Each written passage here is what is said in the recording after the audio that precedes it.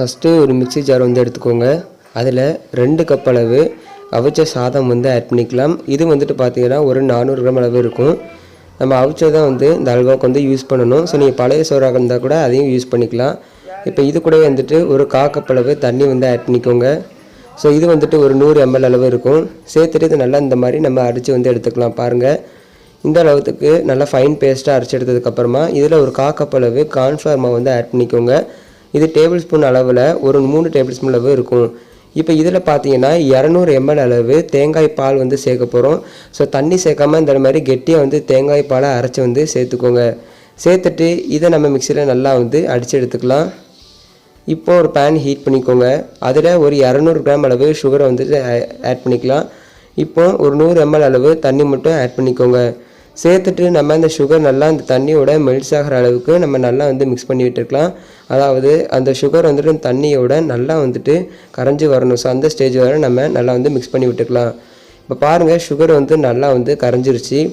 இப்போ இந்த ஸ்டேஜில் நம்ம அரைச்சி வச்சுருக்க அந்த சாதம் பேஸ்ட்டை நம்ம இது கூட வந்து ஆட் பண்ணிட போகிறோம்.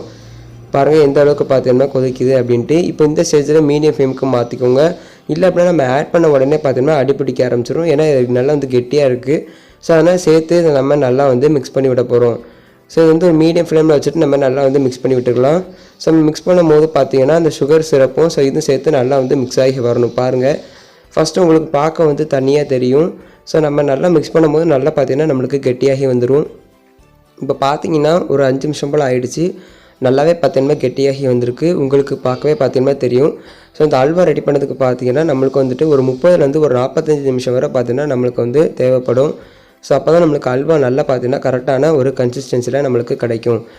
இப்போ நம்ம பார்த்தீங்கன்னா சுகர் சிரப் வந்து நம்ம மிக்ஸ் பண்ணிட போகிறோம். அதாவது கேரமல் வந்து நம்ம இப்போ வந்து காய்ச்சி எடுத்துக்க போகிறோம். ஸோ அதில் ஒரு 4 டேபிள் ஸ்பூன் அளவு சுகர் வந்துட்டு சேர்த்துட்டு இந்த மாதிரி ஹை ஃப்ளேமில் வச்சு நம்ம நல்லா வந்து மிக்ஸ் பண்ணலாம்.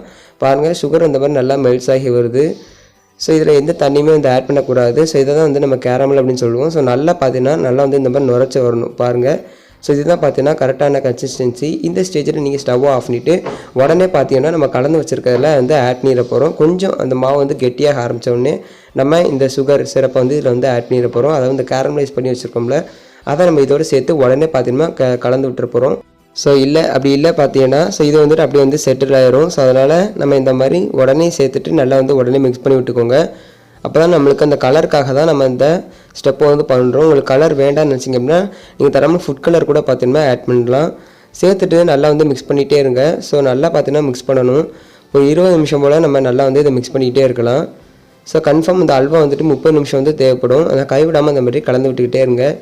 இப்போ கரெக்டாக பார்த்தீங்கன்னா 35 நிமிஷம் போல் ஆயிருக்கு நம்மளுக்கு. பாருங்கள் அல்வா எந்த அளவுக்கு நம்மளுக்கு திரண்டு வந்திருக்குன்ட்டு. நம்ம இதில் பார்த்தீங்கன்னா எந்த ஒரு எண்ணெய் எதுவுமே வந்து ஆட் பண்ணல. நம்ம எதுக்கு தேங்காய் சேர்த்துருக்கோம் அப்படின்னா அந்த தேங்காயில் இருக்க எண்ணெயே பார்த்தீங்கன்னா அந்த அல்வாவுக்கு டேஸ்ட் கொடுத்துரும்.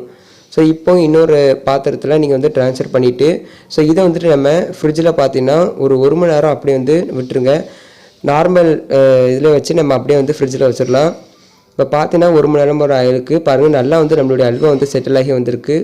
உங்களுக்கு பார்க்கவே வந்து பார்த்தீங்கன்னா தெரியும். ஸோ உங்களுக்கு விருப்பப்பட்ட ஷேப்பில் வந்து நீங்கள் வந்து கட் பண்ணி எடுத்துக்கோங்க. ஸோ பார்த்தீங்கன்னா இது அந்தளவுக்கு பார்த்தீங்கன்னா நல்லா வந்து கூலிங்காக இருக்குது. பாருங்கள், அது வாசனையே வந்து சூப்பராக இருக்குது. பாருங்கள், நம்மளுக்கு பாருங்கள் எந்த அளவுக்கு நம்மளுடைய அல்வா வந்து ரெடி ஆகிருக்கு அப்படின்ட்டு. நீங்கள் கன்ஃபார்ம் இந்த ரெசிபியை பார்த்தீங்கன்னா வீட்டில் ட்ரை பண்ணி பாருங்கள். ரொம்ப வந்து சூப்பராக இருக்கும். அப்படி கடையில் கிடைக்கக்கூடிய அல்வா டேஸ்ட்டு பார்த்தீங்கன்னா அப்படியே இருந்துச்சு. நீங்கள் கன்ஃபார்ம் இந்த வீட்டில் ரெசிபியை ட்ரை பண்ணி பார்த்துட்டு கமெண்ட்டில் எப்படி இருந்துன்னு சொல்லுங்கள்.